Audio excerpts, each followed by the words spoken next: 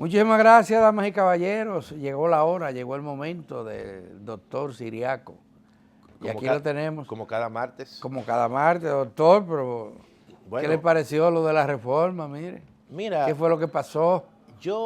A mí me sorprendió. Yo pensaba que el presidente de la República, más que retirarlo, iba a hacer algún tipo de rectificación. Iba a coger muchas sugerencias buenas. Sin embargo, obviamente el presidente de la República dio a entender, y por lo menos la práctica, escucha, ¿no? Y eso es muy importante. Y se dio cuenta de que quizás las condiciones políticas no estaban dadas para discutir, incluso y mucho más aprobar esa reforma. Tú sabes que al final hay una economía política de los impuestos. Esa es la realidad. Y todo esto hay que ver también, no solamente el término económico, en términos recaudatorios, sino también todo el contexto político en el cual tú vas a aplicar y a ejecutar una reforma fiscal.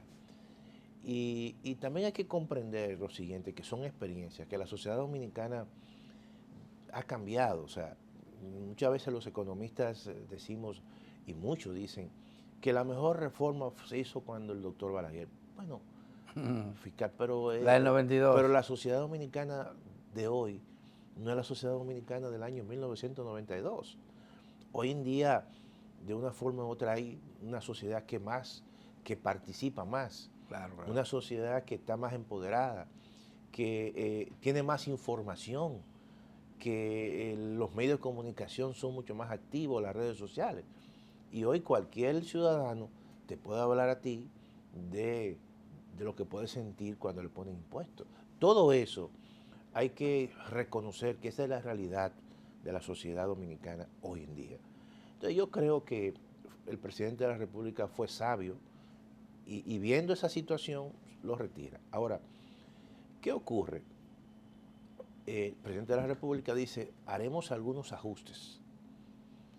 Y yo pienso que esos ajustes ya se iniciaron, porque si bien es cierto que el proyecto de ley hablaba de una recaudación o de un impacto recaudatorio de 122 mil millones, pero también hablaba, y en la primera parte, de todo el tema de la racionalización del gasto público en términos de las fusiones de los ministerios, de la eliminación de instituciones que quizás no tienen sentido, y también de la aplicación de la ley de responsabilidad fiscal.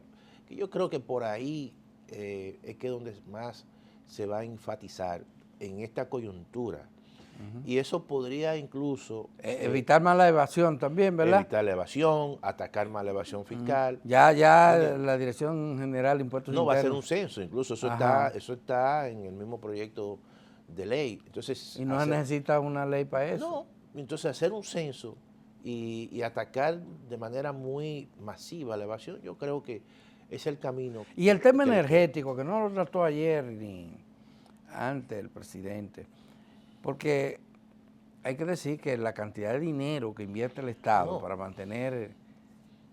y las inversiones que están... pero lo que está invirtiendo en subsidios nada más, eso es alto, profesor. Mira, por eso yo digo que quizás esta situación lo que va a ocurrir es que va a enfatizar en el corto plazo la racionalización del gasto público, la aplicación de la ley de responsabilidad fiscal, pero necesariamente en un futuro no muy lejano tendrá que volver a presentar un proyecto de reforma fiscal mucho más consensuado, porque como tú has mencionado, Adalberto, hay dos problemas que son estructurales, que son básicos, que afectan y penden a las finanzas públicas, que es el tema del pago de los intereses de la deuda pública y el tema eléctrico, el tema de las transferencias que se le hacen al sector eléctrico. Para el año 2025, por lo menos en pago de intereses de la deuda pública, eso va a sobrepasar los 300 mil millones de pesos. Y también, en el caso del sector eléctrico, las transferencias que se estima hacer a ese sector llegarán prácticamente a los 90 mil millones. Y todo eso son recursos que se pueden usar en otras cosas, que necesariamente van a implicar ajustes por otras partidas. Por ejemplo, qué se va a ver afectado? Necesariamente a la inversión pública.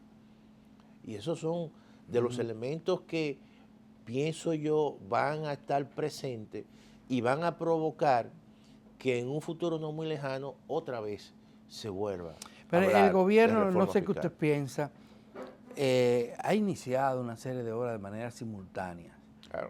que requieren de una alta inversión. Digamos, solamente las circunvalaciones que Y la en culminación de la línea del Navarrete, metro. en Baní, en San Francisco de Macorís, Claro. se está hablando de una posible en San Cristóbal.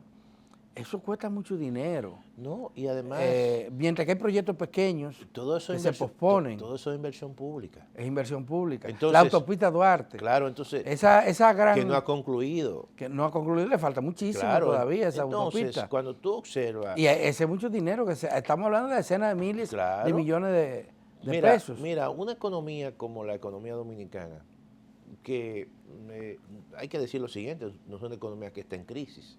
Claro. Y que quizá uno de los problemas que tuvo, quizá de diseño y de perspectiva, la reforma que se retiró, fue pensar hacer una reforma en una economía que estaba en crisis, y no es verdad.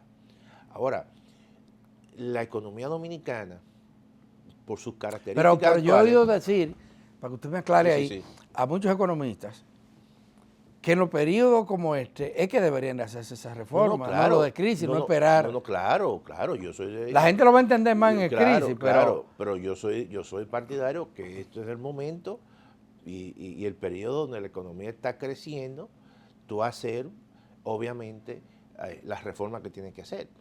Pero hay otros elementos que tú tienes que tomar en consideración. Por la misma apertura de la sociedad dominicana, ya tú tienes que tocar puertas. Es decir, el hecho de que tú hagas una reforma en este contexto, también tú tienes que decir, mira, vamos a buscar determinado tipo de consenso.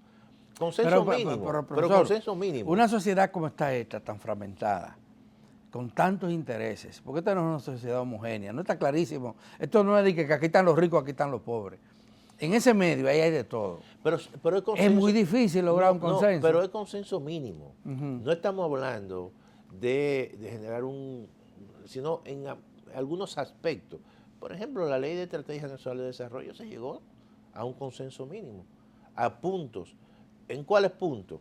Bueno. Para uno de ellos era la reforma Claro, y desde el 2012 acá y no... Pero no, uno de ellos fue el 4% de la educación y se llegó. No, Entonces, pero el 4% ya estaba. No, pero fue una lucha. Sí. Entonces, y luego se llegó y se aplicó.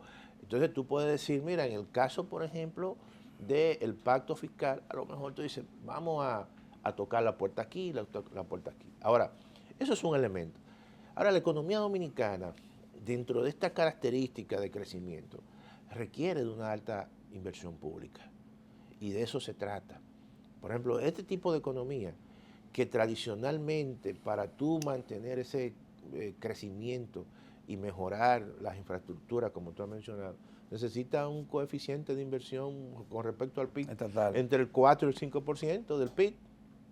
Y sin embargo, nosotros, por esas falencias, por esa falta de recursos que tiene el Estado, tú dices, bueno, se está invirtiendo al 2% o menos del 2%. Eso hay que corregirlo. Y por eso yo digo que, si bien es cierto... Pero yo lo que no entiendo es por qué no hay un solo partido político, un solo, ni de derecha ni de izquierda, que se plantee la necesidad de fortalecer el Estado, de retomar el rol de rectoría del Estado, pero también su capacidad de inversión y de intervenir en la economía. Pero tú sabes que ya eso son situaciones de... irreversible, eso no se puede. No es irreversible, pero cada quien quiere ser un protagonista principal. Entonces tú puedes, el que está en el gobierno y detente al Estado, tiene que asumir esa posición, esa posición de liderazgo. Entonces yo creo que ante esos problemas que hemos mencionado, en algún momento, en un futuro no muy lejano, obviamente habrá que presentar otro proyecto de reforma, pero más consensuado. Bueno, lo ha dicho el experto. Damas y caballeros, nos terminó el tiempo hoy.